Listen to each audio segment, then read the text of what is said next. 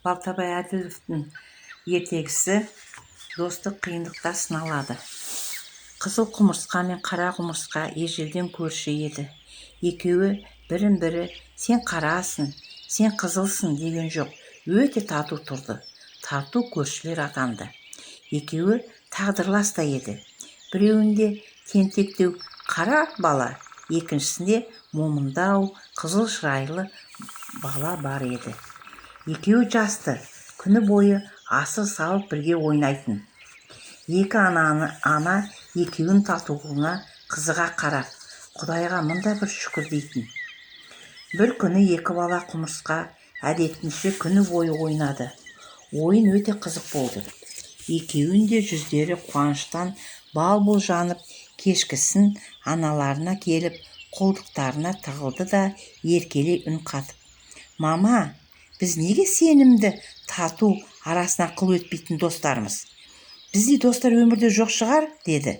Сонда аналары бастарынан сипап тұрып: «Я, балаларым, сендер өте доссыңдар, бірақ естерінде болсын, достық қиындықта сыналады» деді.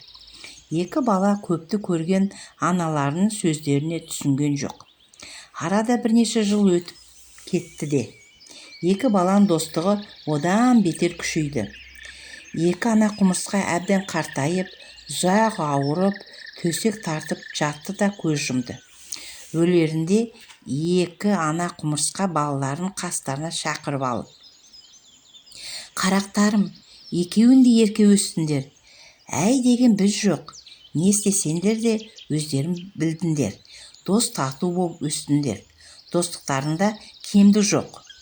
Айтар өсиетіміз мынау: бастарына іс түскенде достық деген ұлы сезімді аяқ асты етпеңдер» деді. Екі дос бұл сөздерге онша мән берген жоқ. Аналарымыз неге қайталай береді деп ойлады олар. Мүмкін біз достықты бұзып кетеді деп ойлайтын шығар. Екі дос өмірге енді түсінгендей болды. Аналарының көздері тірісінде байқамапты, өмір сүру де оңай емес екен. Тұрмыс машақаты екі досқа алғаш қатты қиын соқты. Бірақ екеуі бірігіп істегендікі ме, бәріне де үлгеріп жүрді. «Егін көсі қайтеді?» деді еңбекқор қызыл құмырсқа. «Көктем келді, жер беті гүлденіп сала берді. Көрсек көрейік» деді қара құмырсқа қызық көріп келісе кетіп. Екі дос көл бойына кеп қоныстанды. Бір күні олар ауыр еңбектен кейін көл жағалап көңіл көтеріп жүргенді. Салқын ауа, көл жағасы өте көңілдеді. Қазір өмірімізге қауіп төнеді-ау деген ойларында жоқ. Бір кезде солтүстіктен күшті дауыл соғып берді дейсін. Көлдің беті толқынданып кетті.